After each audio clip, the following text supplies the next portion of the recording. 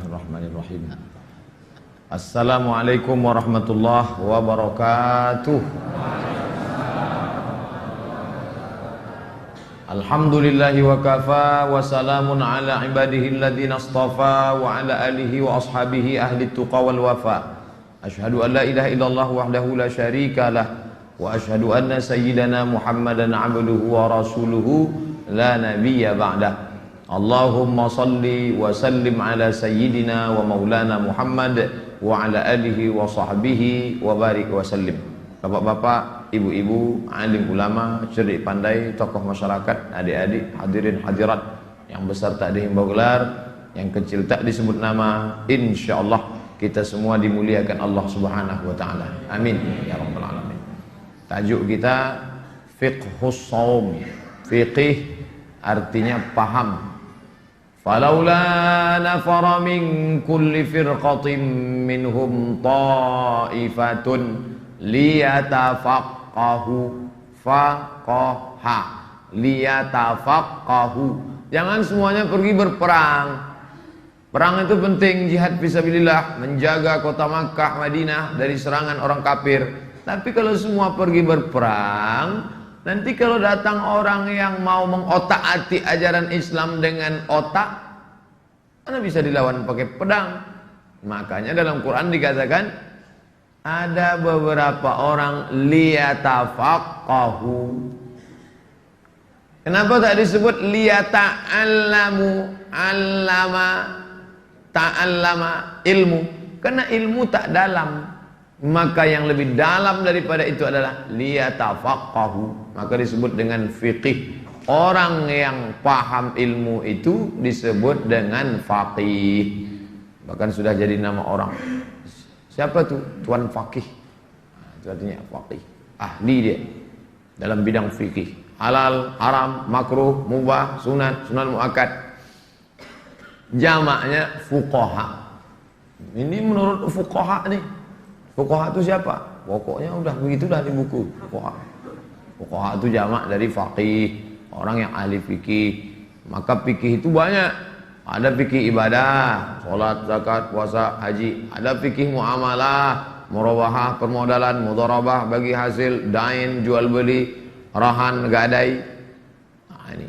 Ada namanya fikih jihad. Kapan baru wajib jihad? Siapa itu mujahid? Apa syarat-syaratnya? Ada fikih daulah, siapa itu pemimpin, bagaimana mengangkatnya, bagaimana menjatuhkannya, bagaimana kalau ada dua pemimpin di baiat. Ada namanya fikih nikah. Nah, itu jangan dibahas sekarang. Ada namanya fikih siasah. Nah, ini banyak fikih. Fikih ibadah, ini terbagi lagi. Fikih salat, fikih saum, fikih haji, fikih umrah, fikih. Bahkan Syekh Qardawi menulis satu buku Fiqhul Musiqa. Fikih musik. Ada pula fikih musik. Bagaimana paham orang tentang hukum-hukum musik. Fiqhus shaum, fikih tentang puasa. Sumbernya dari mana? Dari buku 30 fatwa seputar Ramadan. 3 ulama besar. Pertama Syekh Atiyah Saqar, yang kedua Syekh Yusuf Al-Qardawi, yang ketiga Syekh Ali Jum'ah. Digabungkan fatwa-fatwa mereka ini menjadi buku Bunga Rampai. Buku yang terdiri dari beberapa tulisan disebut dengan Bunga Rampai, kata orang Melayu. Kenapa? Karena di situ ada bunga, di situ ada pandan yang diiris, di situ ada ramai dia, harum semerbak, bunga rampai. Anak-anak muda yang sekarang tak paham adat tradisi Melayu disebut bunga rampai, dia bingung. Dia taunya bunga api. Puasa setelah nisfu Sya'ban. Hadisnya jelas dari Abu Hurairah radhiyallahu anhu, disebutkan dalam riwayat Abu Daud. Idzan tasafa Sya'ban, kalau sudah lewat nisfu Sya'ban, fala tasumu, jangan lagi kalian puasa. Kebetulan besok Rabu, setelah Rabu Kamis. Tiba-tiba ada ibu puasa. Kamu kenapa? Saya puasa. Mana boleh puasa? Ini kan sudah lewat nisfu Sya'ban. Boleh puasa bagi memang terbiasa puasa sunat. Biasa dia puasa sunat. Senin Kamis, Senin Kamis, Senin Kamis. Kebetulan setelah nisfu Sya'ban boleh. Yang kedua, boleh bagi yang mengqadha. Dia punya utang puasa, sudah lama dia mau mengqadha. Begitu tinggal puasanya 7 hari tahun lalu, maka Syawal itu mau mengqadha. Begitu niat mau mengqadha, undangan halal bihalal di Hotel Pangeran. Tak jadi. Besok begitu mau qadha, datang kawan ngajak asam pedeh bau. Tak jadi. Nantilah bulan Zulhijjah insyaallah. Di bulan Zulhijjah pula melepas jamaah haji. Kloter 1, kloter 2, kloter 3, Zulqa'dah melepas jamaah. Bulan Zulhijjah aja lah nanti. Bulan Zulhijjah dapatlah daging kurban sampai menyipak kaki sapi dalam kulkas. Tak jadi. Ini Ustaz ini cerita tentang siapa ini? Tentang saya sendiri. Nah, maka bagi yang mau mengqadha boleh. Karena kalau tak diqadhanya sekarang Ramadan. Dari Ramadan, Syawal, Zulqa'dah, Zulhijjah, Muharram, Safar, Rabiul Awwal, Rabiul Akhir, Rabiul Awwal, Jumadil, Rajab, Sya'ban. Limit waktu. Tak diqadhanya sampai Ramadan. Setelah Ramadan nanti dia sudah kena denda. Kalau digantinya dari Ramadan ke Ramadan, qadha saja. Tapi kalau sudah lewat Ramadan, qadha plus fidyah. Kena denda. Kena denda. Jadi bukan kantor pajak aja kena denda lah. Ini pun kena juga. Ini tentang masalah puasa setelah nisfu Sya'ban. Jangan baca hadisnya. Ini sudah banyak yang posting hadis ini. Hari Abu Hurairah radhiyallahu anhu berkata, Rasulullah SAW bersabda, apabila setelah lewat nisfu Sya'ban, maka janganlah kamu puasa. Alhamdulillah dapat dalil ini. Memang dia diajak suaminya puasa. Tunjuknya, tengok nih bang, tak boleh lagi kita puasa. Kata suaminya, iya juga ya. Jadi kalau melanjutkan puasa sunat boleh, mengqadha boleh. Berpuasa karena melihat hilal. Sumu li ru'yatih, berpuasalah karena kalian menengok hilal. Waftiru li ru'yatih, berhari rayalah juga karena menengok hilal. Fa in ghubbiya alaikum, kalau tertutup awan, fa'akmilu iddata Sya'ban salasin, sempurnakanlah Sya'ban salasin. Salasah 3, salasin 30. Sempurnakan Sya'ban 30. Memangnya kita berapa Sya'ban nih Pak Ustadz? Hari Jumat 29 Sya'ban. Kalau petang Jumat tak nampak anak bulan, sempurnakan Sya'ban 30. Maka Sabtu pagi masih ada nasi uduk. Tapi kalau petang Jumat nampak anak bulan, maka Sabtu pagi kita puasa. Simple, sederhana. Bagaimana cara menengok anak bulan? Pergilah ke tepi pantai Pariaman, manca lihat anak bulan. Lain nampak hilal tadi, yuk. Hilal nanda ke rumah awal.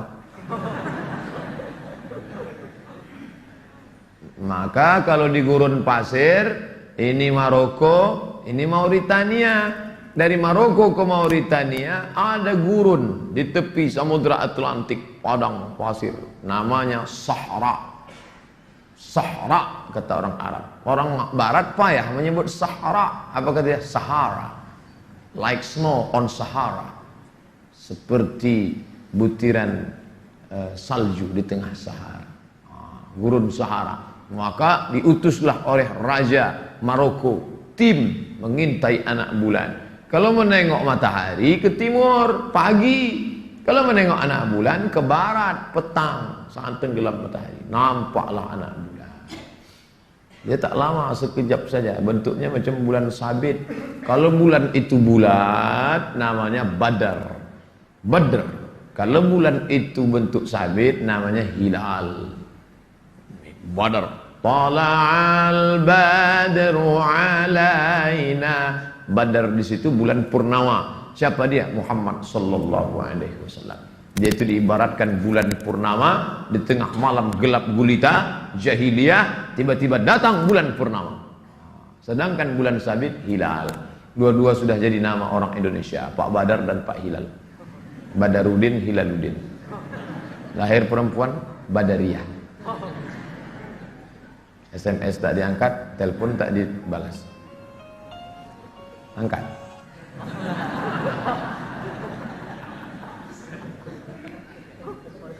Nah, tapi kan Pak Ustadz sekarang katanya tak bisa menengok dengan mata telanjang, mata kepala ini.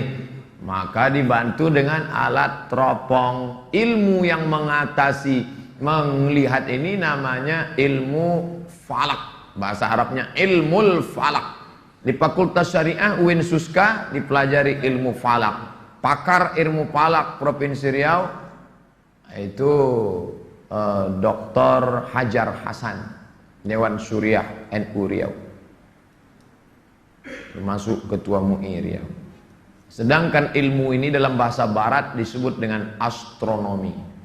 Bedanya dengan astrologi, kalau astronomi ilmu peredaran benda-benda planet, matahari, Neptunus, Merkurius, Pluto, Mars, peredarannya ini disebut dengan ilmu astronomi. Sedangkan pengaruh bulan-bulan terhadap nasib disebut astrologi. Yang didalami itu astronomi. Astrologi kafir. Wow. Bila Anda lahir saat pertemuan dua planet, rezeki Anda lancar, bintang Anda Taurus. Itu kafir itu. Karena rusak akidahnya kepada Allah. Datangnya dari mana? Dari Romawi kuno dan dari Yunani. Maka yang dipelajari itu adalah ilmu astronomi, ilmu falak. Jadi kalau ada kamu kuliah di mana? Di Bandung. Jurusan apa? Astronomi. Mantap. Oh, ngapain belajar astronomi? Masuk neraka nanti belajar astronomi. Untuk membantu dia yang tahu bagaimana azimut, berapa derajat di atas ufuk hilal. Ternyata setelah dipelajari, ini hari Jumat kira-kira jam 3 sore, ketinggian hilal 8 derajat. 8 derajat. Sedangkan sepakat 6 negara, Indonesia, Asia Tenggara, Indonesia, Brunei Darussalam, Malaysia, Singapura, Patani, Thailand Selatan, dengan Moro, Filipina, yang muslim-muslimnya, sepakat 2 derajat di atas ufuk itu sudah hilal. 2 saja, kecil 2 derajat itu sudah dianggap hilal. Tiba-tiba belakangan muncul dari pakar ilmu astronomi, katanya hari Jumat itu nanti 8 derajat. Jadi besar kemungkinan 99,9% bahwa kita hari raya Sabtu. Tapi tetap menunggu sidang isbat. Isbat artinya penetapan 1 Ramadan, yaitu petang Jumat malam Sabtu. NU, Muhammadiyah, PRT, Persis, Al-Irsyad, Nahdlatul Watan, itu bersidang nanti berdasarkan penampakan anak bulan, dibantu oleh astronomi yang mengatakan bahwa petang tadi sudah tertampak hilal 8 derajat. Dengan ini dinyatakan bahwa malam ini sudah masuk 1 Ramadan. Biasanya live TV One. Jangan tengok di Metro Tipu. Hampir punya. Ini tentang masalah menengok ini. Dulu orang-orang menengok anak bulan ini pergi ke pantai, pergi ke gurun pasir. Kita dua-dua tak punya, gurun tak punya, pantai tak ada. Takkan pergi ke pantai danau buatan. Maka untuk melihat anak bulan ini sudah dibeli Pemprov, pemerintah Provinsi Riau, teropong dipasang di gedung tertinggi Jalan Sudirman sana. Harganya 50 juta. Sejak dibeli sampai sekarang belum pernah nampak anak bulan. Nanti tengoklah, sore Jumat sudah banyak yang update status itu. Oh, sambil nengok anak bulan. Tengoklah status dia, sedang mengintai anak bulan, menantikan Ramadan. Marhaban ya Ramadan. Tulis saja, kami udah tahu kalian tak nengok. Gaya-gaya aja. Dari mana Ustaz tahu mereka tak menengok? Cobalah perhatikan sidang isbat. Seumur-umur sidang isbat. Saya pulang dari Maroko 2008 sampai sekarang belum pernah lagi kita dengar berdasarkan penampakan anak bulan dari Pekanbaru. Benar. Berdasarkan penampakan anak bulan dari Teropong Cilincing. Berdasarkan penampakan anak bulan dari Teropong dari wilayah timur Indonesia. Yang melihat itu bukan asal mengaku-ngaku saja, saksi tersumpah, wallahi tallahi billahi, bahwa saya sudah menengok anak bulan. Kesehatannya diperiksa, mana tahu dia error. Matanya diperiksa, bukan asal mau bersaksi saja. Pernah diperiksa satu, rupanya dia sudah tua, bukan nampak. Tak ada yang lain nampak, dia sendiri aja katanya nampak. Rupanya bulu matanya gugur. Dia bilangnya hilal. Ya, saya hilang. Jadi maka diperiksa baik-baik. Nah, saya anggota Komisi Fatwa Provinsi Riau. Komisi Fatwa diisi oleh para pakar-pakar agama, tapi tidak bisa lagi sekarang ijtihad tunggal sendiri, tak bisa. Namanya ijtihad rombongan, majma' fiqih, lembaga, kolektif, orang banyak. Untuk menentukan apakah lipstik haram atau tidak aja tak bisa satu ustaz. Ustaz, halal tak ini? Tengok ustaz. Entahlah. Maka diperiksa oleh BP POM, Badan Pengawas Obat dan Makanan, balai diperiksanya. Oh, ini ada lemak babi ini, kata dia. Tak boleh ini. Jadi saya sudah pakai samak lah bibir tu. Siram 6 kali pakai air biasa, air lumpur sekali. Bagaimana kalau pakai sikat gigi pakai bulu babi? Kumur-kumur lah pakai air lumpur. Sama. Makanya jangan beli sikat gigi yang mahal-mahal punya orang barat itu. Makin mahal dia pakai bulu babi. Cabut, bakar. Kalau tercium bau rambut, nah itu dipakai bulu babi itu. Nih pentingnya. Dari astronomi sampai ke babi, coba yang. Nah, kalau ditetapkannya nanti malam itu, biasanya menjelang sholat isya jam 7 udah tetap, supaya orang selesai isya bisa tarawih. Maka selesai, habis sidang isbat. Bolehkah puasa mengikuti hilal negara lain? Saya tak maulah ikut penetapan MUI. Saya tak percaya sama MUI itu. Saya maunya dari Arab Saudi aja lah. Tak bisa. Tak bisa. Karena satu negeri itu bisa ada 2 kali. Bolehkah puasa mengikuti hilal negara lain? Tak boleh. Karena berbeda negeri, beda penampakan hilalnya. Pekanbaru mau ikut Saudi Arabia, ya tak bisa. Jarak Pekanbaru ke Makkah 9.000 km. Bukan dekat. Tak percaya, ukurlah sendiri. 9.000. Dari Pekanbaru ke Medan 600 km. Bisa beda. Oleh sebab itu maka kata Syekh Ali Jum'ah, nama kitabnya Al-Bayan Lima Yushghilul Azhan. Al-Bayan penjelasan, Lima Yushghilul Azhan, tentang perkara-perkara yang menyibukkan pikiran. Sibuk. Maka dijelaskan oleh Maulana Syekh Ali Jum'ah dalam cetakan 1 Kairo Al-Muqattam 2005 halaman 226, kata dia tak bisa kita ikuti ru'yah negeri kita. Jangan ikut Saudi Arabia. Pokoknya ikut Makkah. Kita kan sholatnya ngadap Makkah, maka puasa ikut Makkah. Oh kalau gitu sholat Jumat ikut Makkah lah. Jam 12.30 di sini, di Makkah baru jam 8.30. Saya waktu pertama mengajar di kampus, datang mahasiswa, Ustadz, ya, guru kami tak pernah sholat Jumat di pesantren. Di mana dia sholat? Di Mekah, Ustaz. Saya bilang sholat Jumat di Mekah jam 12.30. Di pesantren baru jam 8.30. Di Mekah baru 8.30 pagi. Jadi guru ente ngapain di sana 8.30? Iya juga ya, katanya. Rupanya dia tak tahu. Ustadz bongak, murid bodoh. Pernah tak terjadi perbedaan puasa di 2 negeri selama pada zaman sahabat Nabi? Pernah tak terjadi? Yang ini puasa Jumat, yang ini puasa Sabtu. Pernah. Hadisnya riwayat Imam Ahmad bin Hanbal dalam kitab Al-Musnad. Imam Muslim dalam kitab Sahih Muslim, Imam Abu Daud dalam kitab Sunan, At-Tirmidzi, Abu Isa At-Tirmidzi dalam Jami' At-Tirmidzi atau Sunan At-Tirmidzi. Ceritanya Ummul Fadl bintil Haris mengutus Quraib. Ada seorang laki-laki namanya Quraib, dia diutus menjumpai Muawiyah. Quraib ini kampungnya Madinah, diutus menjumpai Muawiyah di negeri Syam. Karena waktu itu yang menjadi gubernur Muawiyah di Syam. Syam itu sekarang Suriah.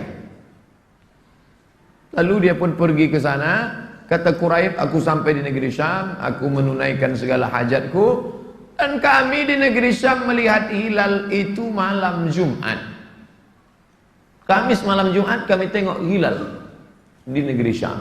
Pulang Quraib ke Madinah, jumpa sama Abdullah bin Abbas di Madinah melihat hilal malam Sabtu. Coba tengok. Berbeda antara hilal di negeri Syam dengan di Madinah yang jaraknya hanya 1500 km. Bisa terjadi dua penampakan anak bulan. Ini menunjukkan ada dua negeri yang berbeda dengan puasa yang berbeda. Jadi kalau kita berbeda dengan Brunei Darussalam, masuk akal. Dari Sumatera ke Kalimantan, Brunei itu Kalimantan Utara di atas. Masuk akal. Berbeda kita dengan Saudi Arabia, jauh sekali. Berbeda kita dengan, tak bisa kita ikut. Pernah terjadi pada zaman Sayyidina Abdullah ibn Abbas radhiyallahu anhuma. Negeri Syam malam Jumat, Madinah malam Sabtu. Yang tak pernah terjadi di zaman sahabat itu, sama-sama di Madinah puasanya lain. Nah, itu terjadi. Adapun berbeda kota, itu pernah terjadi. Bagaimana kalau lupa niat puasa waktu malam itu? Setelah pengumuman, dia pun sholat tarawih, dia pun apa segala macam, habis itu dia pun tertidur, tiba-tiba azan subuh. As-salatu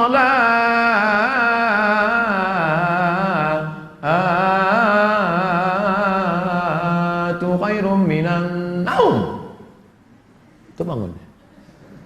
Begitu bangun, aku belum niat puasa tadi malam. Apakah boleh berniat puasa setelah azan subuh? Boleh.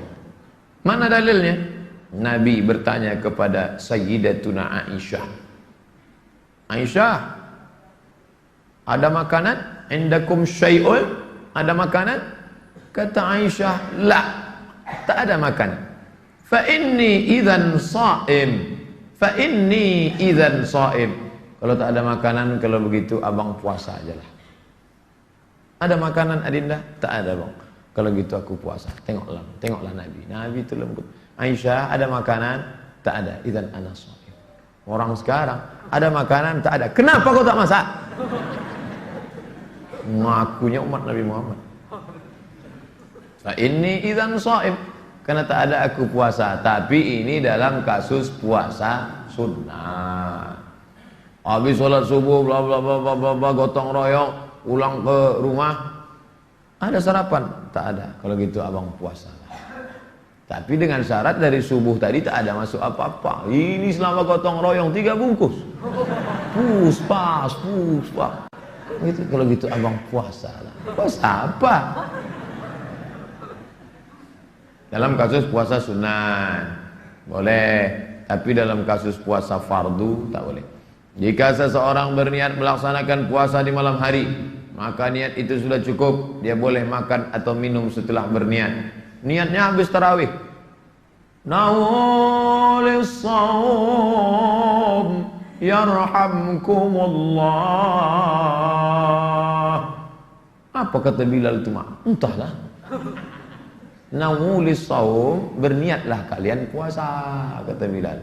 Nawaitu shauma ghadin an ada'i fardhi syahri ramadhan hadhihi sanati lillahi ta'ala. Tak perlu diucapkan. Memang tak perlu diucapkan, niatkan di dalam.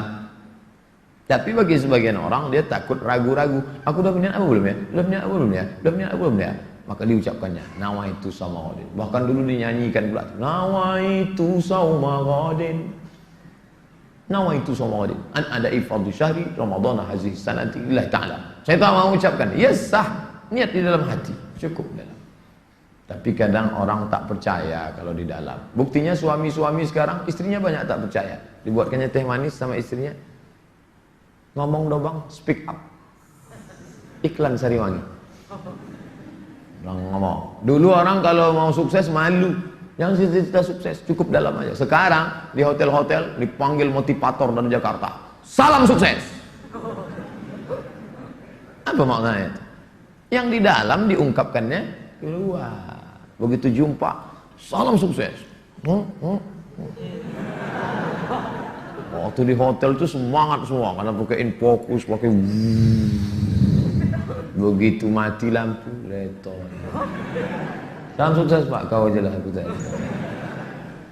Jadi istilah melafazkan di mulut itu ada zaman sekarang. Orang menunjukkan yang ada di dalam. Nah, tidak disyaratkan melafalkan niat. Jadi kalau ada adik-adik, bapak-bapak, ibu-ibu, dari isya sampai dia azan subuh, aku tak ada melafalkan. Tapi dalam hatimu ada kan? Ada. Itu sudah cukup. Tidak mesti dilafalkan. Tapi kalau dilafalkannya baik. Jika seseorang sudah bertekad dalam hatinya untuk melaksanakan puasa, itu sudah cukup. Meskipun hanya sekedar bangun pada waktu sahur berniat. Bangun dia, diminumnya air. Cukup. Atau diambilnya kolak, diambilnya apa, makan dia, cukup. Atau tidak sama sekali. Tapi yang paling bagus bersahur. Tasahharu, bersahurlah.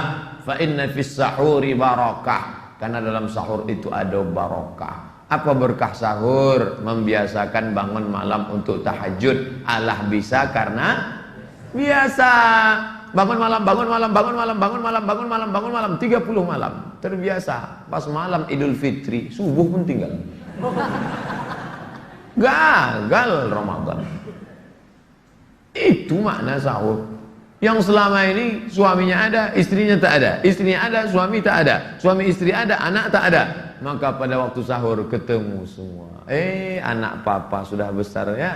Gimana kuliahnya? Anak mama cantiknya gimana? Kumpul bersama. Ada barokah sahur. Yuk kita foto bareng yuk. Jangan sama orang aja bergambar. Sama bini orang bergambar. Ini penting. Lalu kemudian supaya tak tinggal sholat subuh berjamaah. Wabil ashari hum yastaghfirun. Pada waktu sahur banyak-banyak beristighfar. TV mati, HP mati. Astagfirullah. Meleleh air mata mengenang dosa yang begitu banyak. Astagfirullah Rabbal baraya. Apa yang abang sedihkan bang? Sedih betul aku. Apa yang abang ingat? Mantan. Apa? Aku banyak dosa dulu Adinda. Kau bukan yang pertama, tapi kau pasti yang terakhir. So sweet kata dia. Tapi mangkuk hampir melayang.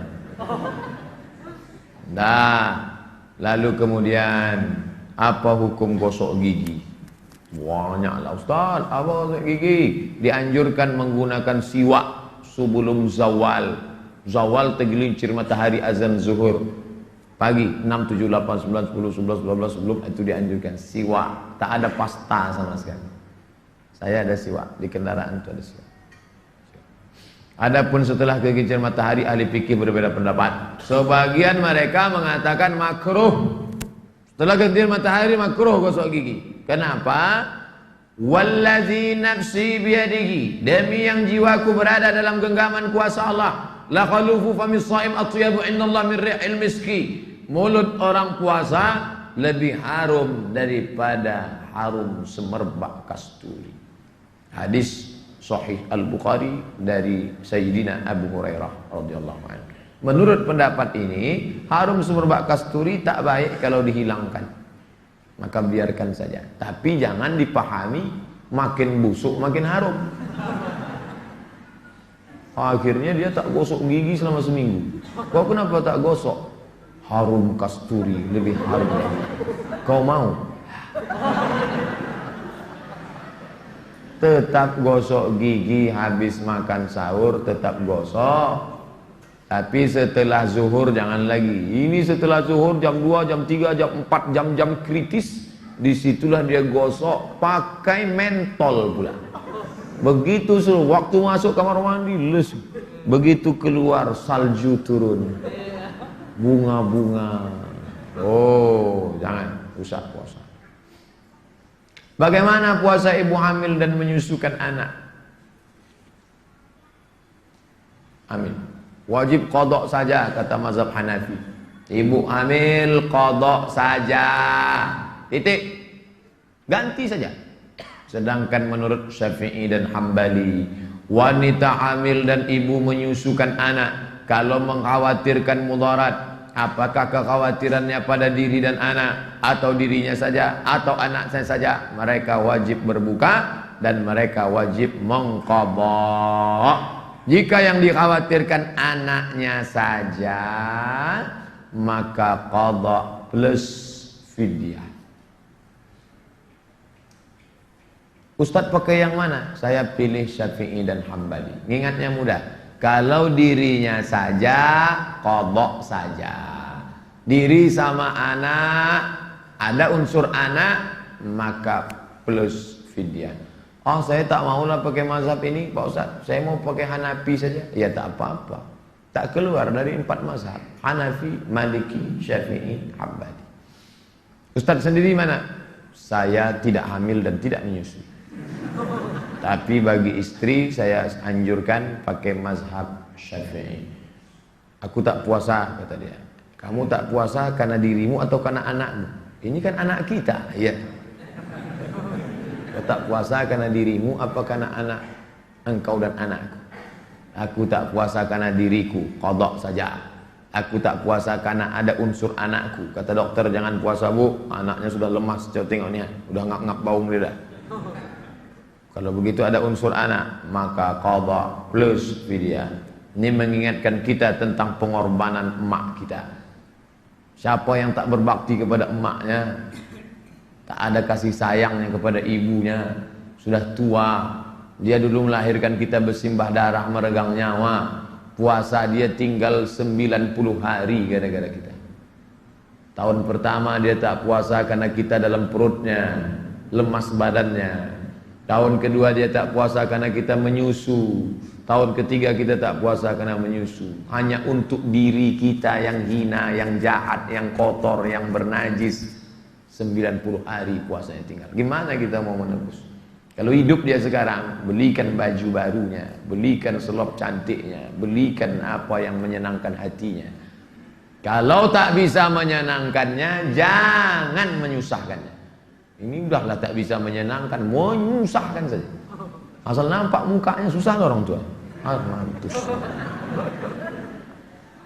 Jangankan nampak orangnya, nampak nomornya pun susah orang tua. Si sumber masalah.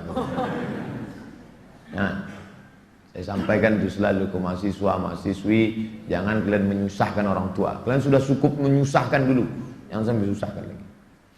Bagaimana jika tak mengqadha puasa tahun lalu? Jumhur sepakat, mayoritas jumhur ulama mewajibkan fidyah bagi orang yang menunda qadha puasa Ramadan hingga masuk Ramadan berikutnya. Fidyah tersebut adalah memberi makan satu orang miskin untuk 1 hari puasa yang ditinggalkan.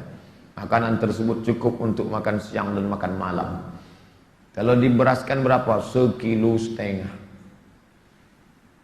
Ini 1,5 kilo. Nisfu sa', 1,5 kilo sa'. 1 sa' itu 4 mud. 1 mud itu 7 al setengah, 7 al setengah, 7 al setengah, 7 al setengah. Nisfu sa', setengah sa', berarti 2 mud, 1,5 kilo. Ini 1,5 kilo, lengkap sayur mayur, lauk pauk, daun ubi kah, terong kah, macam-macam, ikannya. Apa makan kita, itu kita kasih fakir miskin. Kalau kita makan beras enak, beras mahal, beras ramos, kasih itu. Jangan kita beras enak, fakir miskin beras catu. Raskin dia kasih. Putih juga, karena udah dikasih pemutih. Apa lauk kita, itu kasih lauk. Kita makan ikan, kasih ikan. Jangan kita, memang sama-sama ikan. Ikan kita besar, ikan cucu ikan.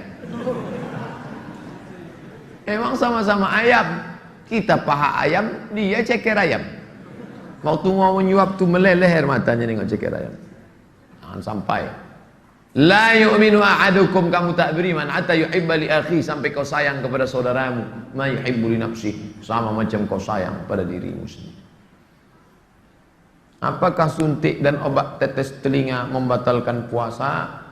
Ada orang berkeyakinan asal masuk ke rongga batal. Asal masuk ke rongga batal. Rongga hidung, rongga telinga, rongga mata. Makanya ada yang mengatakan ngupil batal. Ngupil batal karena memasukkan sesuatu ke rongga. Batal. Korek telinga batal. Udah bunyi azan. Suntik obat tak batal. Suntik sakit perut, suntik sakit kepala, suntik demam, tak batal. Tapi suntik impus batal. Karena impus itu makanan. Kalau impus tak batal, loh pejabat-pejabat, orang-orang kaya enak aja. Assalamualaikum, waalaikumsalam, pesan impus 60 botol. Pasang di bawah. Masuk 2 botol, habis itu rapat. Anak-anak buahnya letoy semua. Kenapa kalian pada lesu semua? Tengok saya, puasa tetap fit. Udah 2 botol masuk. Patutlah fit. Sebab itu suntik impus batal. Obat tetes telinga tak batal. Gatal betul Pak Ustaz. Banyak macam sapi masuk ke dalam. Orang kalau pernah na'udzubillah masuk semut ke dalam, itu kata dia berubah. Akhirnya diambil tembakau. Ambil tembakau, kasih air tembakau itu masuk ke dalam. Mati semut. Semut yang ganas itu bisa mati kena air tembakau. Bayangkan, yang pakai tembakau jangan sakit hati. Lalu diteteskan obat telinga, tak batal. Karena yang dimaksud dengan masuk ke rongga itu artinya masuk ke tenggorokan, masuk ke usus, ke perut, itu baru batal. Makanya yang masuk ke rongga lewat mulut tapi tak ke dalam, masuk ke sini, keluarnya ke sini. Inhaler. Itu masuk ke sini, itu tak batal. Tapi jangan ini dikiaskan ke rokok. Oh, jadi tak batal ya Ustaz. Ini lain. Ini tak batal puasa karena tak masuk. Banyak. Gara-gara masalah rongga ini banyak orang tanya, Ustaz, katanya mandi di sungai batal. Mandi di sungai, maaf cakap, kentut dia. Waktu rongga itu terbuka keluar angin, masuk air ke dalam. Kata dia batal. Pernah tak dengar? Kalau mandi di sungai jangan kentut, nanti batal. Mandi di sungai tutup ini, tutup. Menangis Pak Ustaz batal enggak? Nangis tak batal.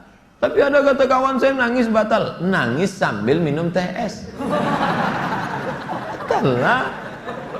Istri dihamun suami, menangis dia sampai teganya. Batal lah. Ini tentang masalah obat tetes telinga. Kumur-kumur dan istinsyak. Kumur-kumur memasukkan air madmadah, masukkan air ke mulut. Istinsyak memasukkan air ke hidung. Biasanya airnya satu air ke mulut, satu ke hidung. Kata Nabi, idza stansyaqta, kalau kau istinsyak, fabaligh. Silakan berlebih-lebihan engkau istinsyak. Ambil air. Bagus, membantu masuknya oksigen ke otak. Dan bagi yang pilek, flu, influenza, paling bagus. Ambil air, tarik. Merah enggak. Tapi setelah itu keluar ingus-ingusnya, bersih.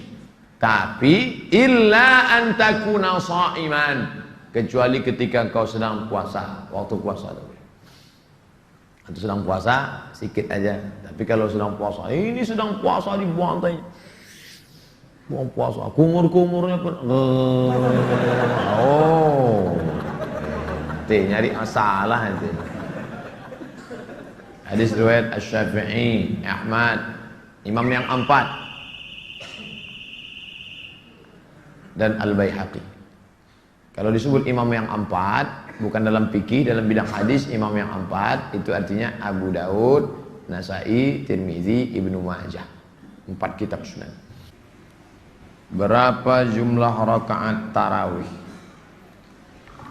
Imam Az-Zarqani dalam kitab Syarh Al-Mawahib Al-Ladunniyah meriwayatkan bahwa Ibnu Hibban menyebutkan salat tarawih pada awalnya 11 rakaat. Mereka melaksanakannya dengan bacaannya sangat panjang. Panjang ayatnya, rakaatnya sedikit 11. Bahkan satu riwayat menyebut Nabi rakaat pertama surat Al-Baqarah 2 juz 4 lembar. Lalu kemudian mereka merasa berat, maka mereka ringankan bacaannya. Artinya tak terlalu panjang, dan mereka buat 20 rakaat. Tambah witir 3, 23. Satu malam satu juz, dipendekkan. Nama imamnya Ubay bin Ka'ab radhiyallahu anhu. Sayyidina Umar ibn al-Khattab yang memanggil. Ubay, kata Umar, ya kau kuangkat jadi imam tarawih, tapi jangan buat panjang-panjang. Satu malam satu juz saja. Buat rakaatnya 23. Kemudian pada masa pemerintahan Umar ibn Abdul Aziz, jumrah tarawih bertambah menjadi 36 dengan witir 3 menjadi 39. 11, 23, 39. Maka kata Imam Ibnu Hajar Al-Asqalani, kalau rakaatnya sedikit maka ayatnya panjang, kalau ayatnya pendek maka rakaatnya banyak. Itu jurusnya. Saya yang paling ikut sunnah. Kenapa? Saya 8 rakaat. Mantap, tapi ayatnya kul wallah. Oh, tak betul. Kami yang paling sunnah, kami 23. Apa ayatnya? Alhaqumut takasur, sama juga. Jadilah daripada tak tarawih sama sekali. Intinya ini jangan berkelahi. Berkelahi antara yang 11 sama 23, sampai bertinju-tinju. Wah, yang senang siapa? Yang tak sembahyang. Kenapa mereka berkelahi di masjid? Tuh yang satu mengatakan 11. Siapa yang mengatakan lebih dari 11 bid'ah? Karena menambah-nambah yang dibuat Nabi. Kullu bid'atin dhalalah wa kullu dhalalatin finnar. Siapa yang melaksanakan 23 masuk neraka? Yang ini pula mengatakan hanya 23. Siapa yang tak buat 23 maka tak sah. Maka Syekh Atiyah Soqar, Mufti Al-Azhar, mengutip pendapat ini. Saya kutip. Inilah ya. Kalau Masjid An-Nur itu 2 kloter. Kloter pertama kloter 8. Selesai 8 mundur maju kloter 23. Begitu biasanya. Kalau masjid kita ini Nurul Islam, tengok gayanya 8. Masjid Raya Pasar Bawah, itu masjid tertua di Riau, di Pekanbaru tuh. Ketika Sultan Siak mendirikan kota Pekanbaru ini, Sultan Abdul Jalil membangun masjid itu. Maka didirikanlah Masjid Raya Senapelan. Jangan sebut Masjid Raya Pasar Bawah, Masjid Raya Senapelan. Malah Pak Hermen dulu, waktu ada orang menyebut Masjid Raya Pasar Bawah, enggak, kata dia, Masjid Raya Senapelan. Yalah Pak. Nah, itu tetap bertahan 23 rakaat. Yang mengikut tradisi Umar, Masjid Raya Senapelan 23 rakaat 1 juz.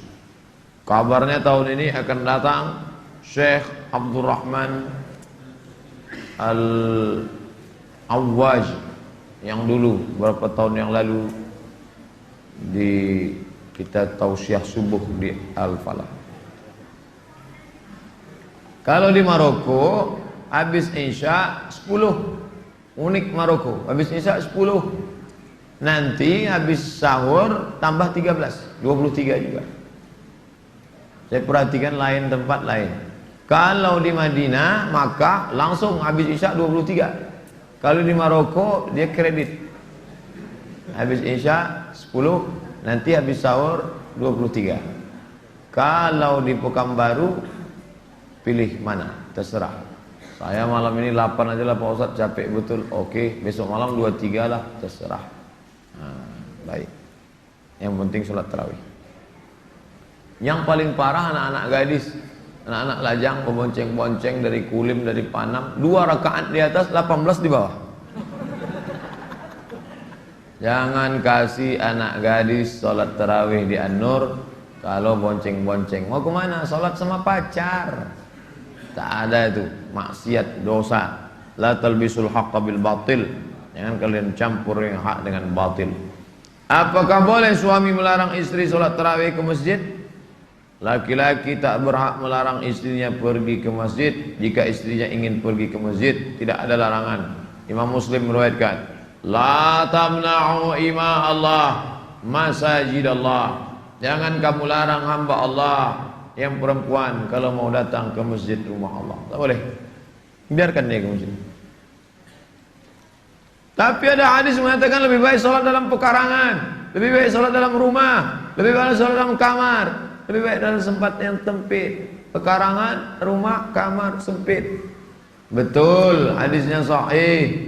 Tapi dalam kasus kapan? Ketika terjadi fitnah. Tak boleh perempuan ke masjid. Di Palestina tak boleh perempuan ke masjid, takut ditangkap tentara Israel. Tapi di Masjid Nurul Islam ini, apa ada tentara Israel di balik dinding menunggu? Ada di balik. Maka di Suriah tak boleh. Perempuan kalau ke masjid nanti ditangkap tentara Bashar al-Assad laknatullah alaih. Apakah boleh berzikir, bertasbih, berselawat di sela-sela tarawih? Assalamualaikum warahmatullahi. Assalamualaikum warahmatullahi. Subhanal malikil ma'bud, Subhanal malikil mawjud, Subhanal malikil hayyil ladzi la yanamu wa la yamutu wa la yafutu abada. Subuhun quddus Rabbuna wa Rabbul malaikati war ruh. Boleh apa tak boleh? Pemisah antara 2 atau 4 rakaat tersebut sama seperti yang dilakukan penduduk Makkah. Dulu mereka melaksanakan tawaf 7 putaran. Selesai tawaf mereka, subhanallah walhamdulillah wa la ilaha illallah wallahu akbar. Subhanallah walhamdulillah. Yang tak sanggup tawaf, baca Quran. Bismillahirrahmanirrahim.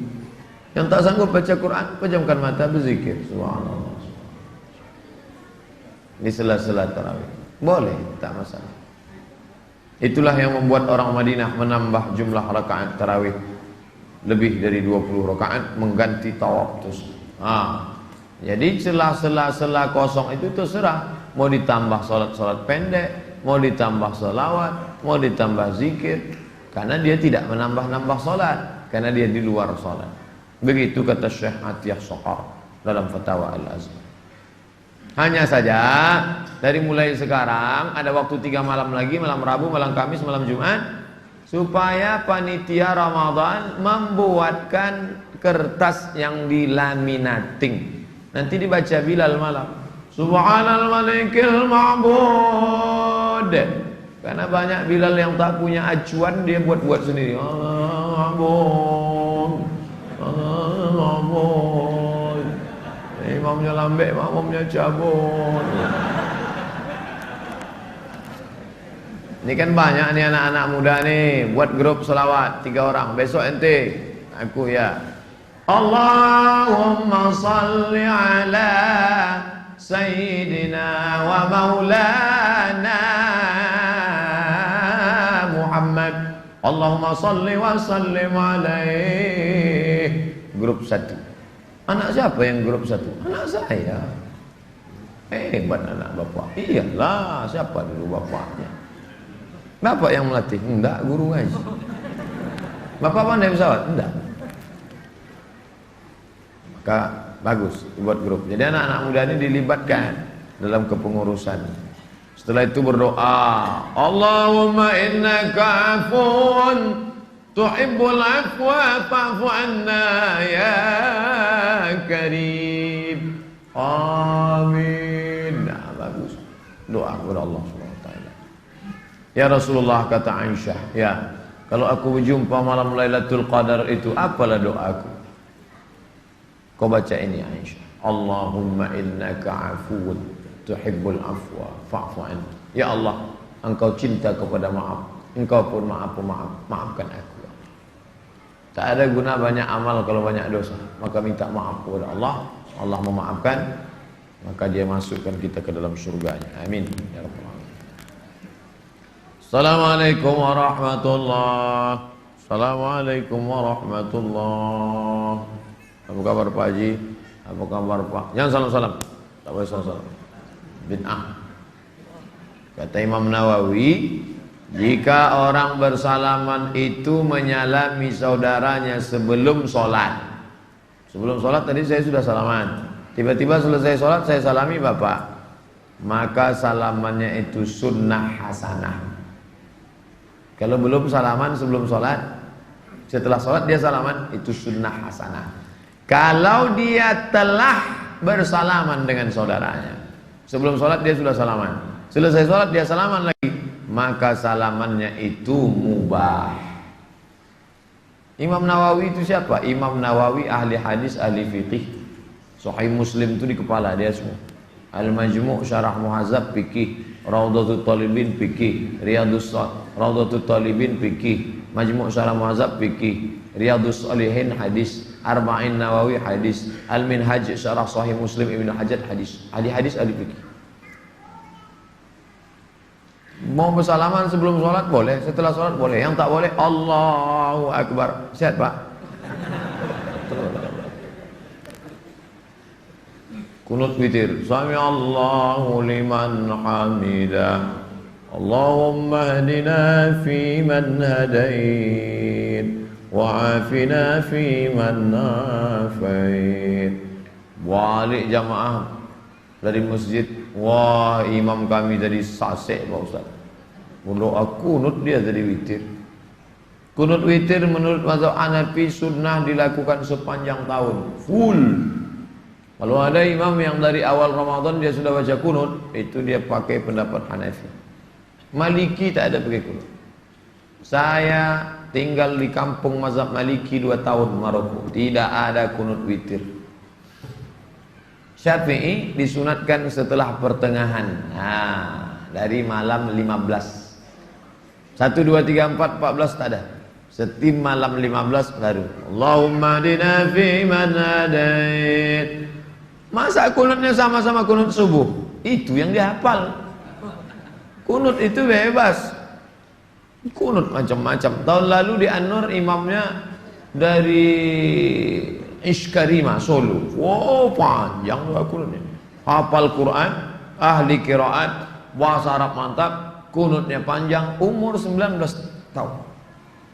Masya Allah, segar hafalan. Mazhab Hambali dianjurkan sepanjang tahun. Hanafi dengan Hambali sepanjang tahun. Syafi'i malam 15 sampai ujung. Maliki tak ada sama sekali.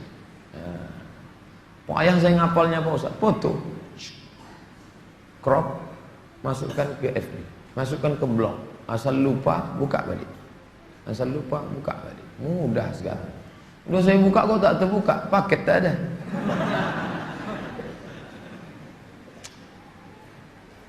Allahumma lakasumtu. Belum lagi masuk puasa, pertanyaan tentang Allahumma lakasumtu berserak-serak di HP ini. Allahumma lakasumtu, Allahumma lakasumtu, Allahumma lakasumtu. Gara-gara posting, ada yang memposting katanya tak boleh baca Allahumma lakasumtu karena hadis itu dhaif. Tak boleh malakasumtu. Apa kata Syekh Ibnu Utsaimin? Syekh Ibnu Utsaimin ulama Saudi Arabia berpendapat silakan baca Allahumma lakasumtu. Syekh Ibnu Utsaimin dalam kitab Majmu' Fatawa Ibnu Utsaimin juz 17 halaman 268. Silakan baca. Sudah saya tulis dalam buku saya 37 masalah populer tentang hadis dhaif. Allahumma lakasumtu. Boleh. Satu lagi Pak Ustaz, dhahabal dhama'u wabtallatil 'uruqu wa thabatal ajru insyaallah. Dhahabal dhama'u, haus sudah hilang. Wabtallatil 'uruqu, urat-urat sudah basah. Wa dhahabal dhama'u wabtallatil 'uruqu wa thabatal ajru, balasan sudah ditetapkan insyaallah. Kalau Allah berkehendak. Boleh, silakan. Tak usah dipermasalahkan. Kapan mulai bayar zakat fitrah? Kepada seluruh masyarakat, silakan membayar zakat fitrah. Padahal 10 hari lagi mau hari raya. Kok cepat betul panitianya? Iyalah, dia mau hari raya, mau beli baju baru, mau balik kampung. Kapan sebetulnya? Menurut Abu Hanifah boleh bayar zakat fitrah sebelum masuk Ramadan. Menurut Imam Syafi'i dibayarkan dari sejak awal Ramadan. Awal Ramadan panitia sudah buka, silakan. Menurut Imam Malik dan Ahmad 1 hari 2 hari sebelum Idul Fitri. Kalau dipakai Abu Hanifah terlalu lama, sempat habis berasnya dah. Kalau dipakai pula Imam Malik sama terlalu lucu. Mau dekat-dekat genting, panitia sedang sibuk, kapan lagi membayarnya, kapan lagi membaginya, kapan lagi ngaturnya. Maka pendapat yang pertengahan Syafi'i, dari awal atau pertengahan atau 10 hari menjelang. Begitu sudah 2 hari, kami hanya menerima zakat fitrah sampai tanggal 28 titik. 28 malam 29 kami bagi, 29 pagi kami balik kampung. Selesai. Mantap. Apakah boleh bayar zakat dalam bentuk uang? Mazhab Hanafi boleh. Tapi Maliki, Syafi'i, Hambali mesti quts al-balad, makanan pokok. Faradha Rasulullah sallallahu alaihi wasallam sa'an min tamrin. Nabi mewajibkan bayar zakat fitrah 1 sa'. Tamar, qamh gandum, tamar korma, qamh gandum, zabib korma kecil yang dijemur kering, aqid susu kambing ditampung di talam tipis jemur, kita menyebutnya mentega atau keju kering. 4 itulah makanan pokok orang Makkah Madinah. Adapun kita makanannya nasi, maka bayar beras. Ustadz Somad selama pulang dari Maroko, Ramadan 2008, Ramadan 2009, 2010, 2011, 12, 13, 14, 15, 16, 17. Ini Ramadan saya yang ke-10 nih. Saya tak pernah bayar pakai duit. Saya bayar pakai beras. Singgah ke warung Simpang Sukakarya, ada warung sebelah kiri, urang awak bana. Belanja di tempat orang Islam. Jangan belanja tempat orang kafir. Belanja tempat orang Islam. Itu langganan saya beli beras. Pak, bare. Merek apa Ustaz? Kudolawi. Beli 3 karung. Masukkan ke plastik. 3 kilo. 3 kilo. 3 kilo. Saya bayar 3 kilo. Karena saya memilih pendapat 1 sa' 4 mud, 1 mud 7 on setengah. 7 on setengah, 7 on setengah, 7 on setengah, 7 on setengah, pas 3 kilo. Tapi saya tak menyalahkan yang berpendapat 2 kilo setengah. Andai berlebih terhitung sedekah, andai kurang na'udzubillah. Maka saya beli 3 kilo. Ini zakat fitrah saya tahun ini. Saya pakai beras. Tapi saya tak menyalahkan yang pakai duit. Yang mau pakai duit, bayar pakai duit. Yang mau pakai beras, bayar pakai beras. Yang tak betul, dari rumah bawa duit, beli beras di masjid.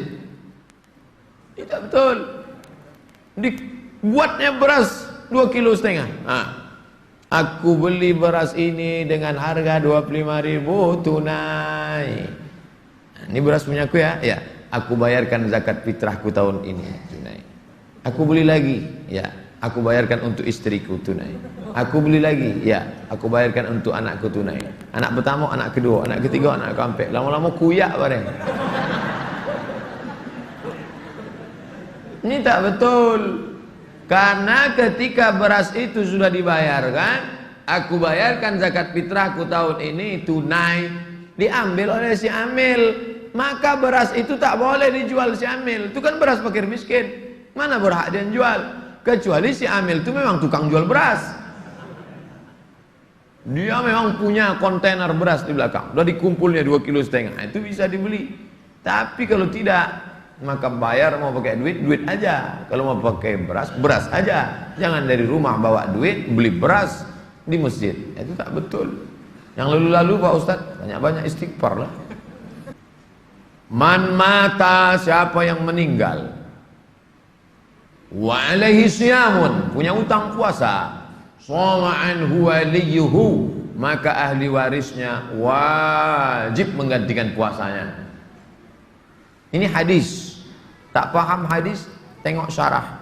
Maka dalam syarah San'ani Subulus Salam, syarah Bulughul Maram, kata Imam San'ani, la khilafa bainal fuqaha Tidak ada ikhtilaf antara ahli fikih tentang masalah ini. Hanafi, Maliki, Syafi'i, Hambali, kalau ada orang meninggal punya utang puasa wajib. Maka yang muda-muda jangan kalian meninggalkan puasa. Lagi yang sudah tua mengqadha puasa. Kalau ada emaknya masih hidup, tanya, puasa emak berapa hari tinggal emak? Sekian hari, qadha emak. Kalau dia tak sanggup, setelah dia meninggal baru kita qadha kan. Ini yang berceramah ini pandai ngomong aja atau sudah diamalkan? Emak saya sudah saya tanya, berapa tinggal? Ganti. Dalam cara menggantinya mudah, puasa Senin Kamis, tapi niatnya qadha.